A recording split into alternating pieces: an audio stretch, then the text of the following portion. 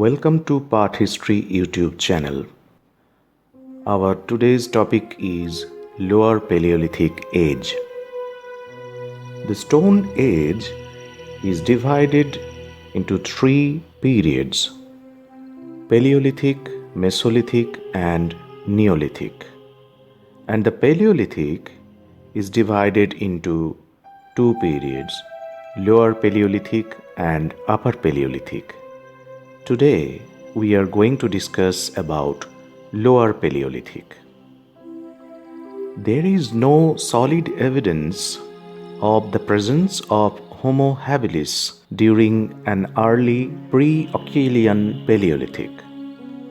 So, it is with the early Lower Paleolithic that the prehistory of Western Asia should be started. True, industries without bifacial hand axes have been found or are thought to have been found, and these industries have been more or less deliberately correlated with the earlier chopper tool tradition. In fact, geologically dated evidence makes them of late Lower Pleistocene provenance, taking us to a period when Homo erectus and the Acheulean had long been established in Africa, and when the early Paleolithic had already disappeared. The early deposits of the greatest importance are those at Ubadia, south of Lake Tiberias. Here, four formations are alternatively marshy and pluviatile have been named Li, Fi, Lu, and Fu, and have been fitted into two cycles. The whole complex is anterior to the Matuema-Brunhes reversal of the Earth's magnetic polarity, older than the Yarmouk basalt, which goes back 650,000 years, but more recent than the cover basalt, dating back 2 million years.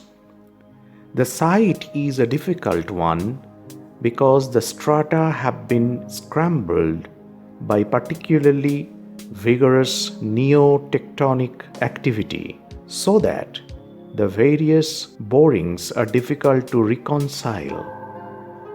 It seems likely that the site was occupied, no doubt, intermittently during a long time interval. The first archaeologists to explore the site gave concrete expression to this interpretation by their classification of the implements they found. They thought they could distinguish a pre-Acheulean phase, namely an Israel variant of Oldowan II culture or IVO2, followed by a primitive Acheulean phase which they called Avevelian, an Israel variant of Avevelian culture or IVA.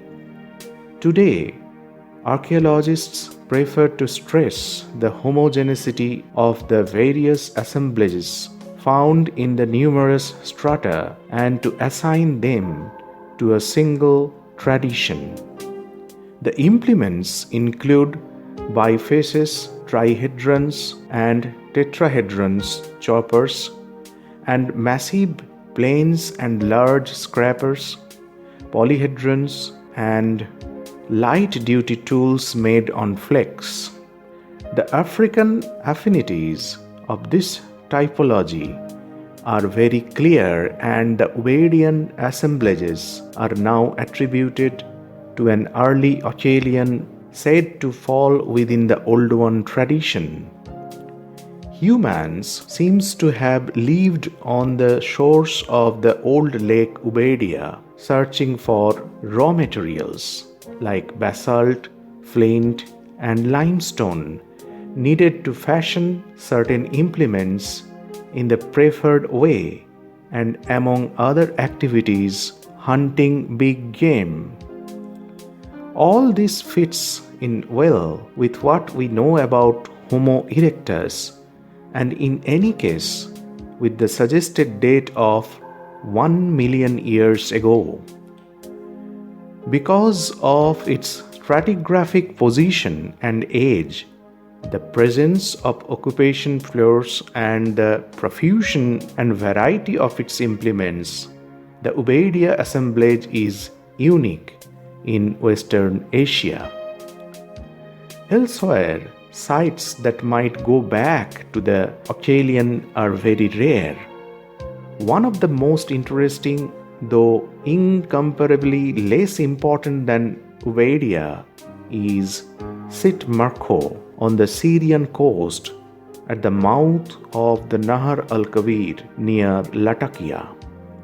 Packed into a fluviatile terrace reached 110 meters above present course of the river, there was found a rather sparse assemblage of 90 artifacts, including 17 implements, which in turn included 3 bifaces, 2 hatchets, and 7 choppers. The stratigraphic position of the formation, older than the Middle Pleistocene of Latamne, probably makes it contemporary with Ubaidiya. Along the Orontes, in the same geomorphological situation, several sites, Mehrade, Khattab, and Al-Farshe, have yielded flakes and choppers going back to the same early stage of the Lower Paleolithic. There are no bifaces, but the dispersion of the sites and the rarity of the artifacts are such that we can say little more about the subject.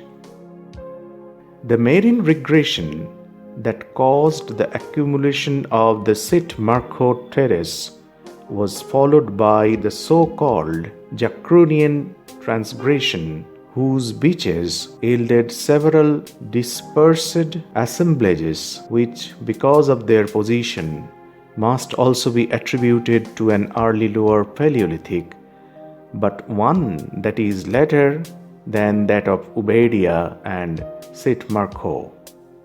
On the mouth of the Nahar al-Kabir, the sites of Sheikh Muhammad, Fedio, and Jabal Idris have yielded early Achaian artifacts, including larger bifaces, their shapes still thick but tending to the oval or the almond-shaped, the beginning of a tradition that would last until the end of the Lower Paleolithic.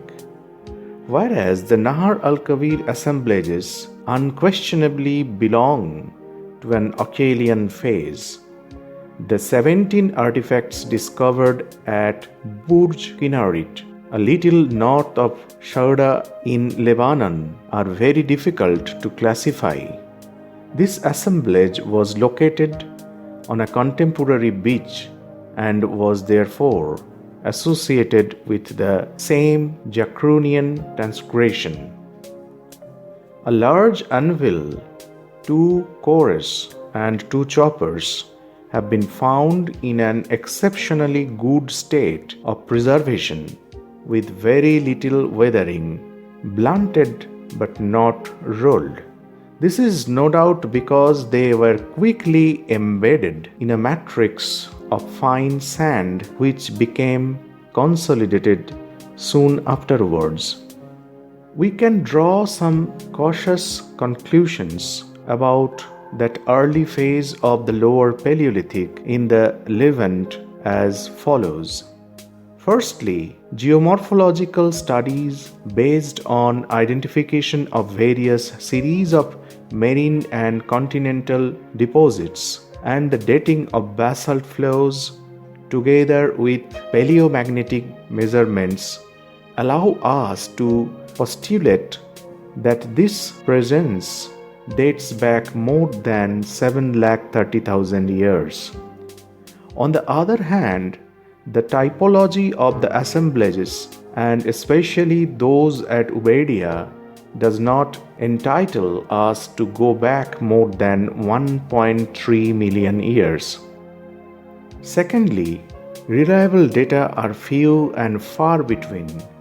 If our calculations are correct, some 6,500 artifacts have been examined at Ubaidiya, 220 in the sites on the Nahar al-Kabir, some 30 along the middle Orontes, and 17 on the Lebanese coast.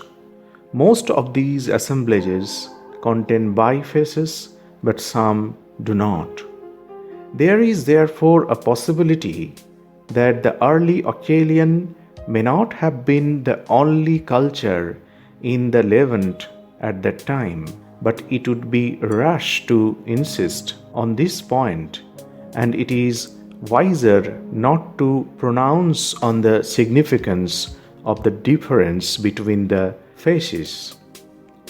Even in Africa, the relationship between the early Achaian and the developed Old One, if the latter did indeed exist, has not been explained satisfactorily, although the material is vastly more ample and distributed over much more homogeneous sites.